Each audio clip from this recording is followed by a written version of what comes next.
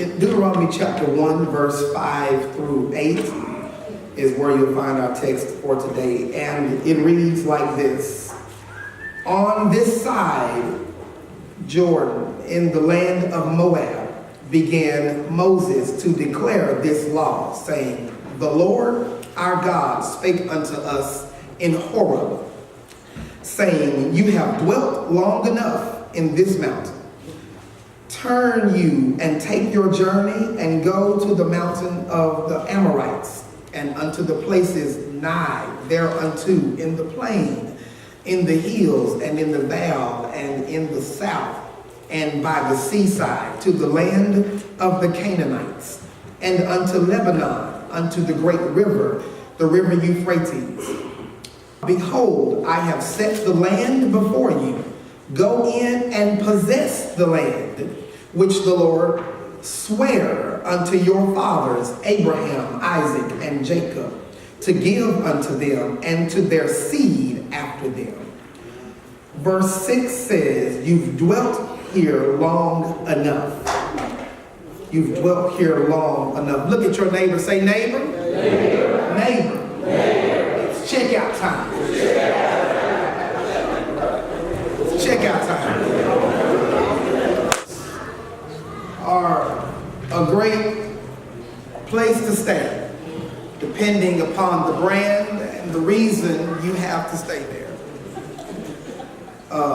There is a huge difference between hotels and motels.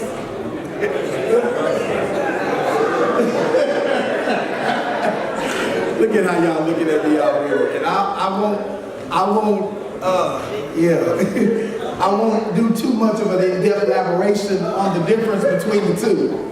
But those of us who have not been saved all our life do understand there is a huge difference between the hotel and the motel. But however, they do provide either extravagant lodging or not extravagant lodging. Some of them will leave the light on for you. And some of them, they've got smart lights. And then what you say to others? And some of them ain't got lights. I ain't gonna tell y'all which mother of the church said that, but I'm just gonna tell you. I don't know how they know, but they know. I'm just saying. Oh, y'all gonna mess up my introduction, golly. Yeah, all of that.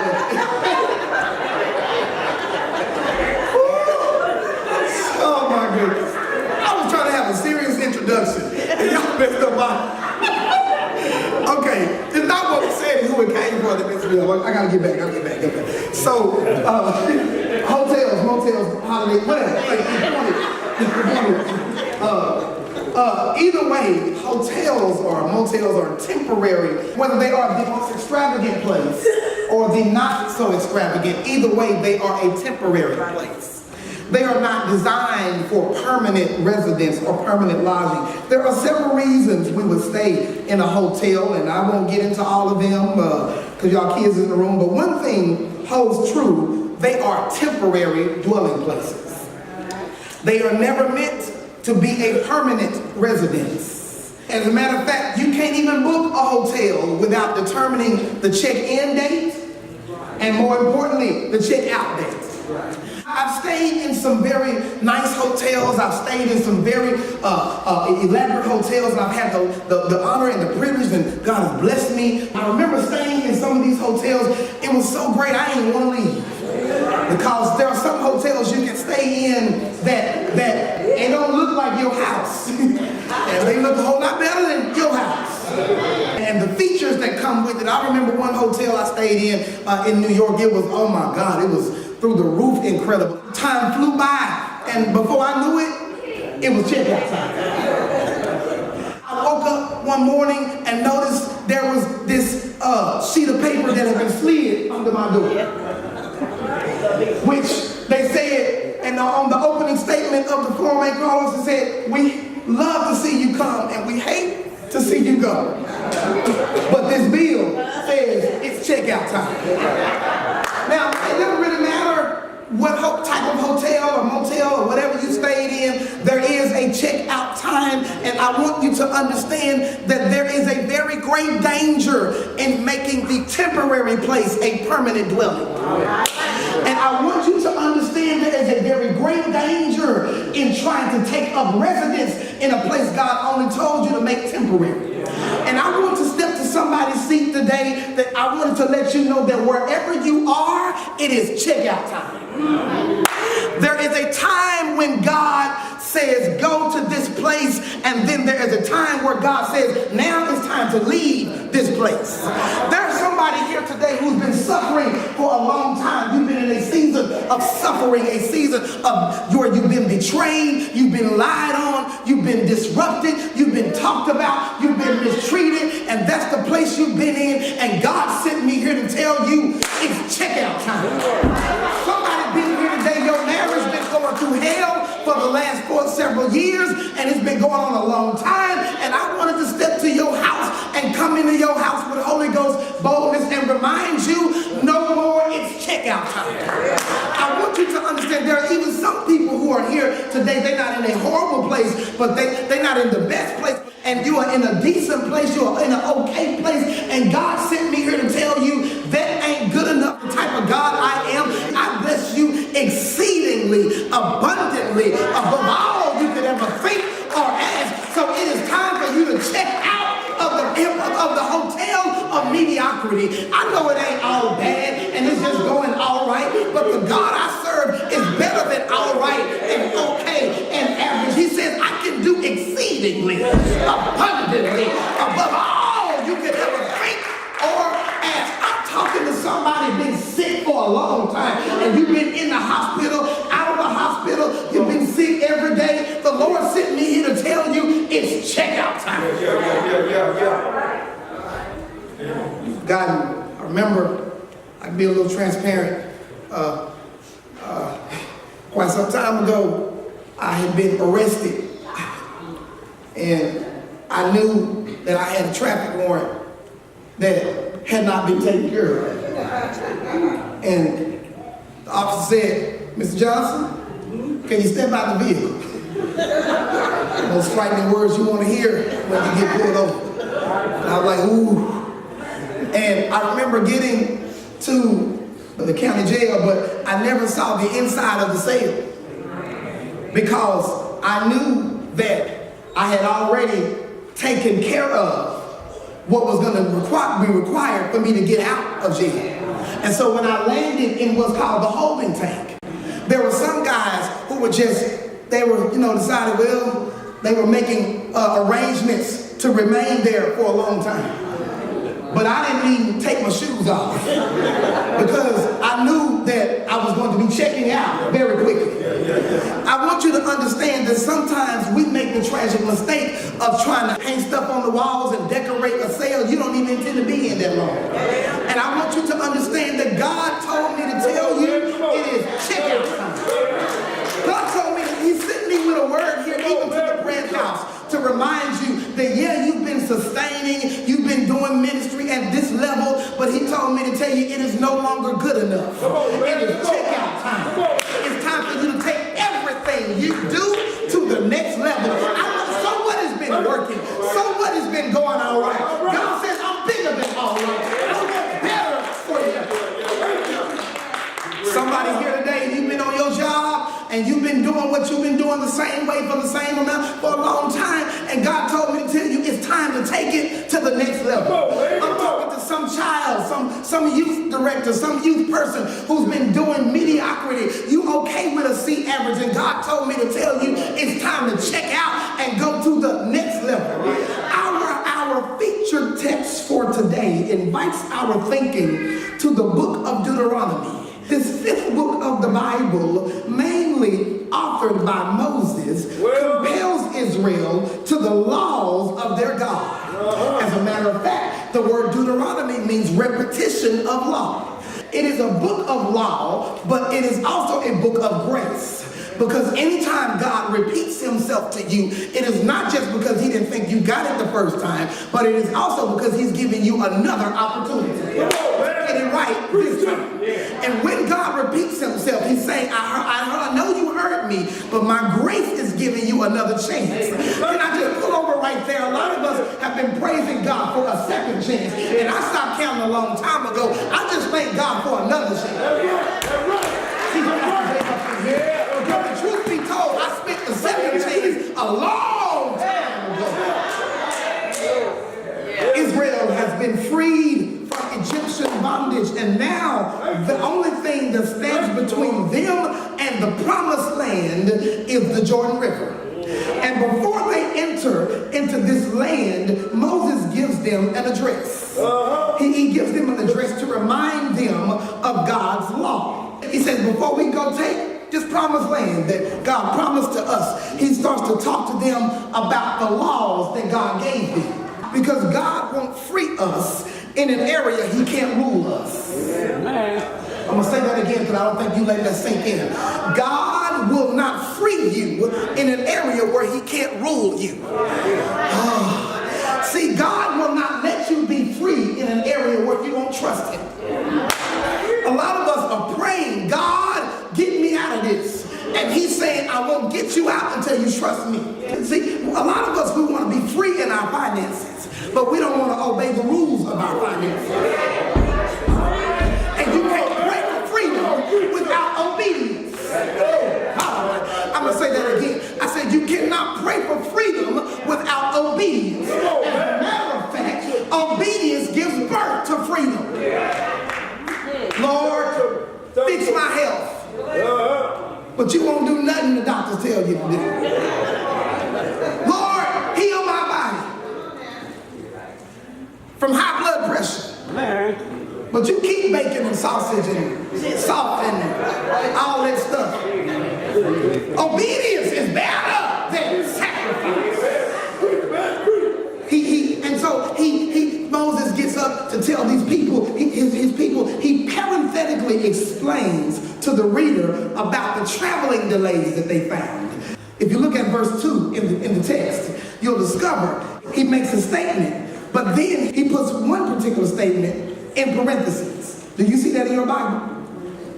Now, I want you to understand that nothing that shows up in Scripture, including its punctuations, none of that is insignificant. If you look at verse 2, it is in parentheses.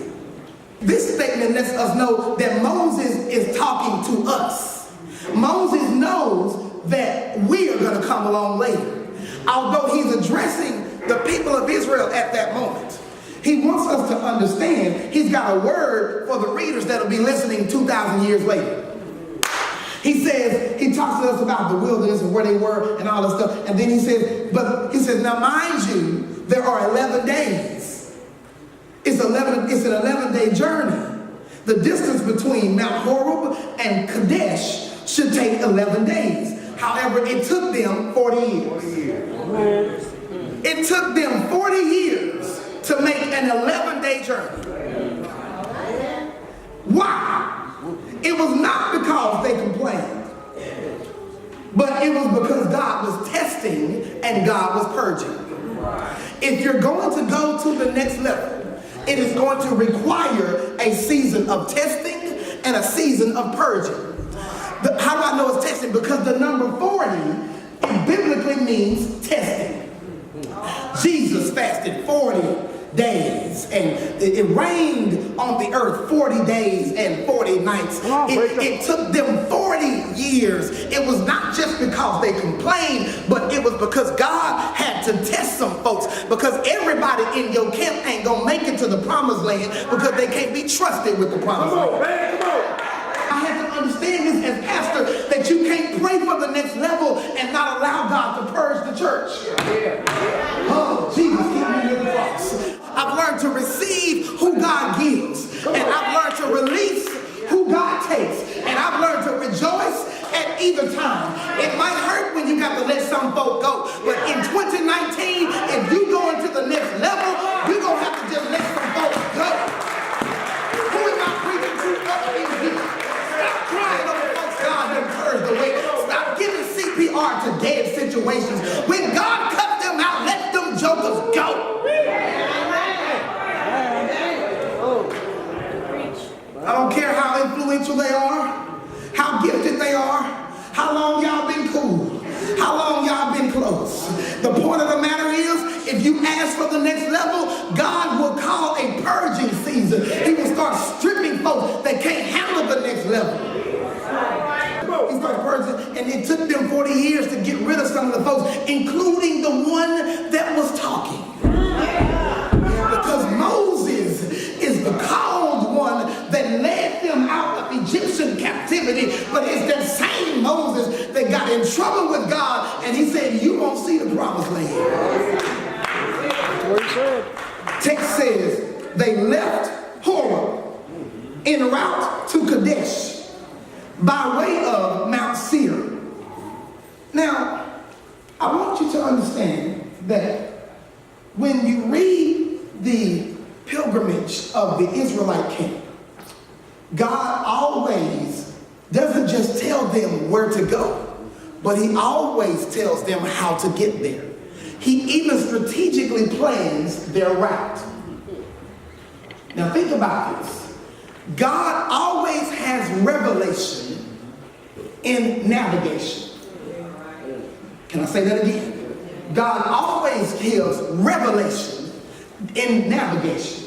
In other words, there is a reason he told you to take this route.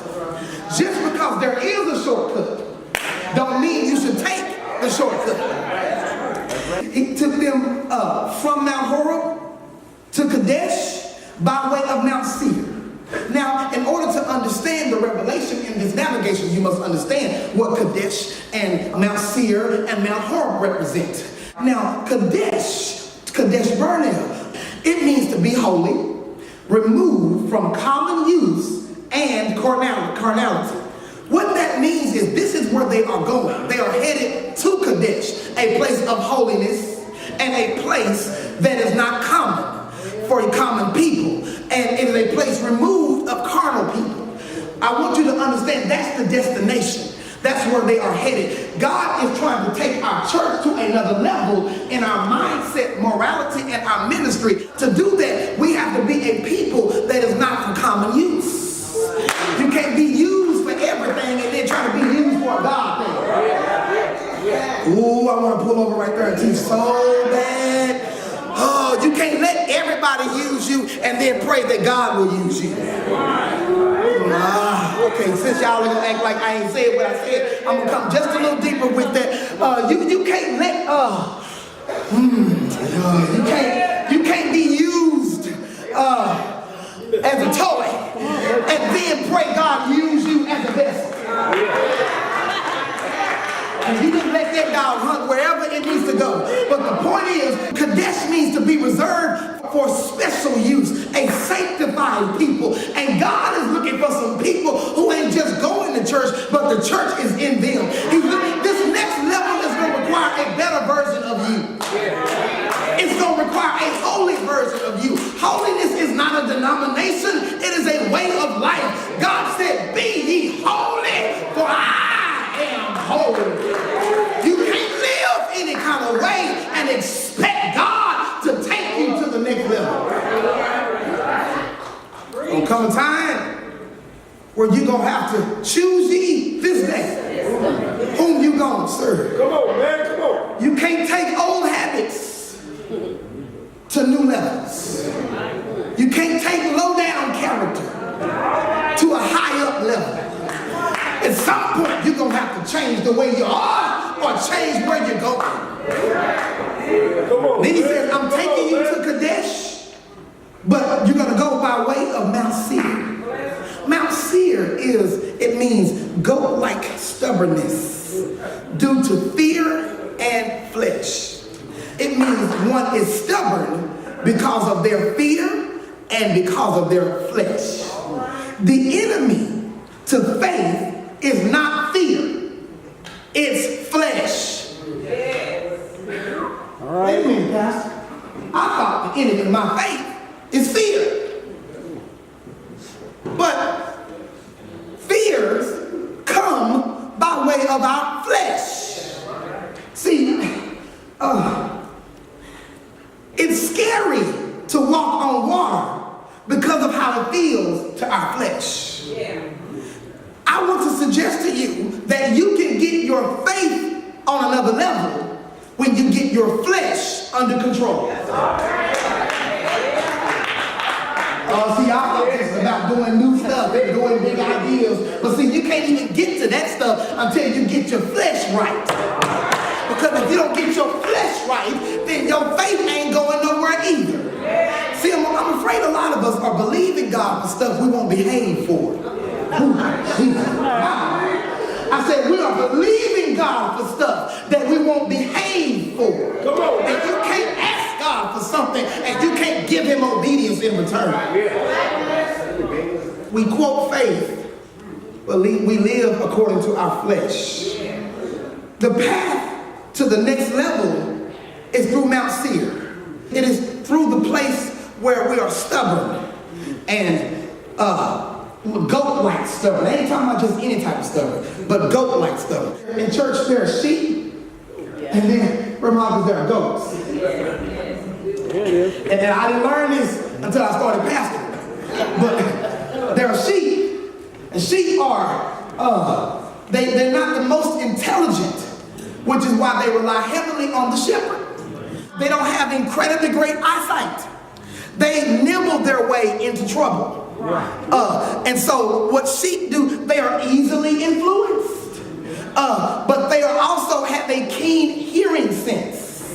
They hear extremely well. As a matter of fact, they hear 10 times better than they see.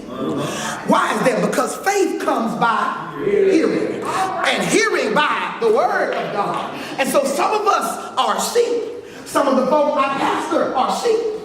They hear God and they move based upon what they hear from God. But then there are goats. Oh, Jesus, keep me in the cross. Then there are goats. Goats, they kin the sheep, but they got to be drugged. Where are they supposed to go? Goats have the audacity to ask the shepherd to take them places that they don't want to go. They ask the shepherd to lead them, but the shepherd got to drag them. They stubborn. They sit there, won't move, and all they gonna do is talk and complain and fuss and whine. And guess what? They've been the same way for 30 years, and you got to. Oh my God! I wish I could talk to you. I'm good supposed to get on my last because they're praying for another level, but they shall not be moved. Talking about like a tree. Planted by the rivers of water. But you want to go to the next level. How you going to go to the next level if you saved, satisfied, and stuck? We've been doing it this way for 20 years. So what? We got a whole new level of devils now. And you can't apply 1896 scripture for what I'm dealing with in 2019. It's time to go to the next level. If what you're doing, we glad it worked in your season, but baby, we're dealing with cyber sex now, and bullying, and gay marriages. Man, we gotta do something different. Stop being Baptist and just be biblical. Ooh, y'all don't like Pastor J. But it's time to check out of tradition. It's time to do it in the way that it works. Just because you've been doing it this long don't mean it's been working.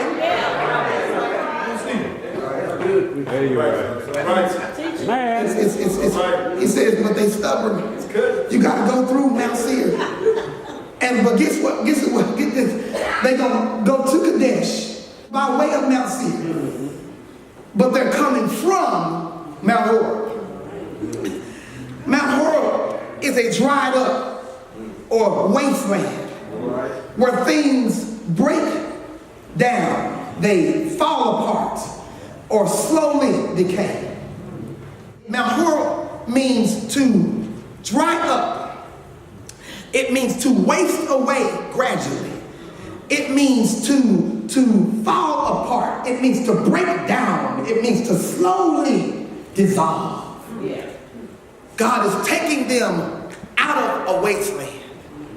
I want you to understand that Mount Horeb represents the place where you've wasted your time. You've wasted your resources. And things started dying in Mount Horeb. And some of us have been in Mount Horeb for so long, we started to like Mount Horeb. Because we don't think we're going to ever get out of it. But God sent your pastor here to tell you it's checkout time. I know you've been in Mount Horeb and your marriage dried up, your money dried up, your family dried up, your finances dried up. But thanks be to God that he said it's time to get out of Horeb. It's checkout time. Everybody that's here in Mount Horeb is leaving Mount Horeb. But not everybody gonna make it to the promised land. Come on. Right. See, because there's some people that won't make it because they're gonna die off. Moses takes them back to what God said back at Mount Horeb. You have dwelt here long enough. You've dwelt here long enough. Tell the enemy you canceled your subscription. You've been here long enough. How long you gonna sit in your pain?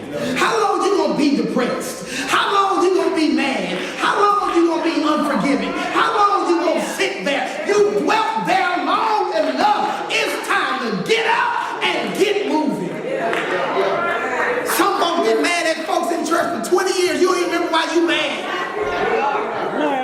It's time to get up and get moving. You've been mad long enough. You've been sad long enough. We tired of looking at you every time we see you. Well, I'm just going through. When you gonna rejoice? When you go? How long you gonna be there? Some folks like foolishness. They like being mad, like being in trouble, because they want some attention. But let me remind you, in 2019, I ain't paying nobody attention that wants to sit in their foolishness. Now, you can join me in my joy, but I will not accompany you in your pity party. Preach, Pastor Jay. Like that. They act like they the only one been through something. You ain't the only one going through. You ain't the only one lost a loved one. You ain't the only one buried somebody you love. You ain't the only one been hurt and been betrayed. Get yourself together.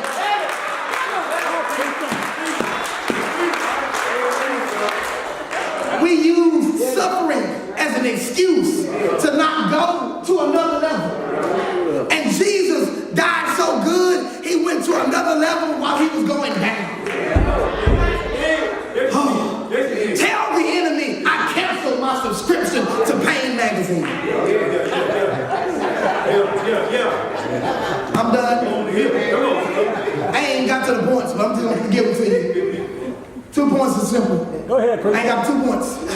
What you check out for? You check out for 2 reasons. You check out for your possessions, and you check out for the promise. That's it. I know you're supposed to have 3 points to the point. I ain't got 2. The Lord didn't know I'm getting 2. It ain't gonna make nothing there, it ain't there. He said check out for the possession and check out for the promise. Look at verse 8. Look at verse 8. He says, go in and possess the land. Go get it. A promise is a matter of chance. Possession is a matter of choice. You gotta decide, I'm going to get everything God has for me. You gotta decide. You gotta decide, I'm going to get everything. Why should I settle for mediocrity when he died that I may have everything? Why would I settle for a little bit when he died for everything? If he paid for it all, I want to have it all. I want every dollar, every house, every member, every car, everything he got for me, I'm going to go get it. No more am I going to sit around in Mount Horeb when Canaan is waiting for me. Why are you sitting in Mount Horeb? How long you going to be mad because y'all broke up? How long you going to be mad because y'all didn't make it? Let's move on and go find love again. Spending all your life crying over stuff you done lost. And God's been trying to give you everything back and some. So blind about what you left. But you don't even see what he gives you. Thank you. He promised. He says possess. That word, he says go possess the land. That word possess means to inherit. Ooh, I like that word inherit. That word inherit, when you hear that word, that's a shouting word. Can I tell you why? Because in order for an inheritance to take place, somebody got to die. So you can't get an inheritance until somebody died. And because he died, that's why I can leave. That's why I can go get it. Because he died for it. Verse 7 says that he told him leave, which means to break camp and go. You can't possess the promise still holding on to the past. Come on now. Stop feeling guilty about what you done already repented about. It's over. And anybody that holds your past against you, that's where they belong to, back there. Period. It's over with. I did it. I said I'm sorry. I don't owe you nothing else. Let's move on from there.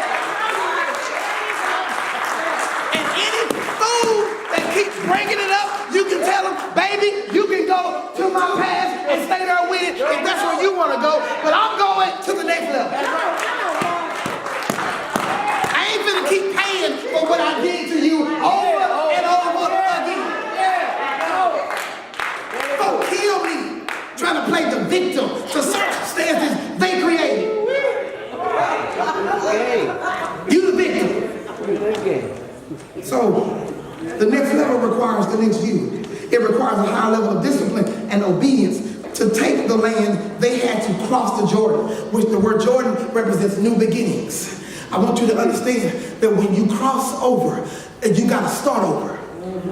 See, this is the part that's frightening, because at least our past is familiar.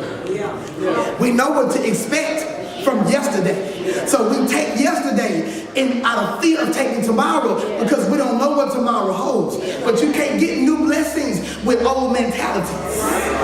Oh. So the last thing is the promise. The promise. Church say promise. Now watch this. Remember, sometimes you got to start over to get to the next level. Sometimes you got to go down so you can go up. Oh, don't miss that. Don't miss that. Sometimes you got to go down just to go up. Look at verse 8. I'm done. I got to get done. Verse 8 says, he swore unto his fathers. Did you see that in verse 8? Yep. Did God just swear? Yeah, he did. Did y'all read that? I don't want to say that y'all throw rocks at me like God said the Lord swore. He did. It's in the book. It's in the book, D. God swear unto your fathers. That word swear means to bind oneself. It means to covenant agreement. God bound himself to what he promised us. It is a sin to have God waste his promises on you. What do you mean? It's a sin to pray for something and then God promised you that you're going to get it, and then you refuse to go get it because you're scared. You just wasted God's promise. You pray for things that you're afraid to go take. He promised this land to those that came before him. Abraham, Isaac, Jacob. He promised it to them. That's why we got to get it done. Because he promised it to people long before we got here. Moses is speaking to those who survived the wilderness, like us. Many of us who got the promise do not get to possess the land. I want you to understand everything. This church is 90 plus years old, and it's 90 plus years old because he promised it to the folks that founded it. But they didn't live long enough to get the promise. You can go get it, and if you can't do it for us, do it for them. Do it for the grandmama that's praying for you. If you don't want to go to school for you, fine. But do it for the folks that have been praying for you to get an education, so you have to go through what they went through. Level up for your ministry. Level up for everything God promised you. The text says, he set the land before them. That's the part I like, because he says, I set the land before you. is, the land is now accessible. There was a time when the land was just shut up. It was there, but you couldn't go get it. Yeah. It was yours, but it wasn't yours by possession. It was promised, but you didn't possess it. They have a saying now that says possession is 9/10 of the law. See, there's one thing to be promised a thing. It's a whole other thing to possess a thing. And there's a difference in possession and promise. Have I got a witness? I've learned that I can possess a thing. I can be promised a thing and not possess a thing. God told me to tell you that He promised you shall live and not die. But you gotta do something to possess what He promised. Look at your neighbor and say, neighbor, your access has been granted. It's accessible now. What you prayed for, you can go get it. What you believe for, you can go get it. Look at somebody. Y'all step to your feet. Help me close this message and tell your neighbor everything the devil stole from me. I want it back. Every child, I want it back. Every dime, I want it back. And this year, I'm coming for my stuff. Yes! Oh, I feel pretty good now, son. I found in Him a resting place to get my stuff. He that keepeth Israel shall never sleep or slumber. Go get it. Don't stop. Get it. Don't stop. Get it.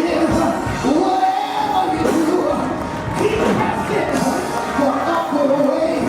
And I'm not stopping until I get what's mine. I'm not stopping till I get what He gave me. I'm not stopping till I get what He promised me. Sometimes you gotta fight for what God gave you. But if it's a fight that He won't, tell Him it's a fight He gon' get. A fight come with it. For everything.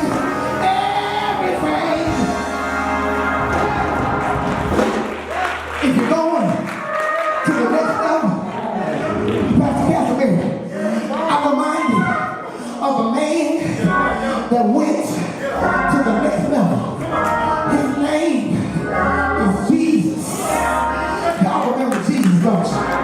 Jesus, Joseph's stepson. Jesus, my grandma was walking cane. Jesus, Mary's baby. Jesus, Hannah's grandson. Jesus, rocked in a weary land. Jesus, prayed in a scarlet land. Jesus, one Friday, He died. He was going to a low level. He was going in the ground. He was going, and it seemed like He wasn't going to the high level. But the Bible tells me He went down so He could get up. Won't He get up? Won't He get up? Down one side, He died.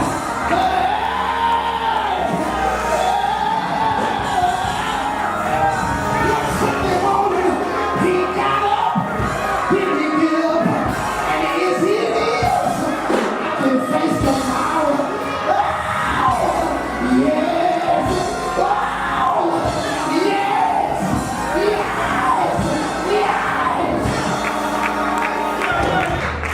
checkout time. You've been there long enough. It's time to get up now. You've been sick long enough. You've been having a pity party long enough. Spend all 2018 where you at. It's checkout time now. There's a benediction to your affliction.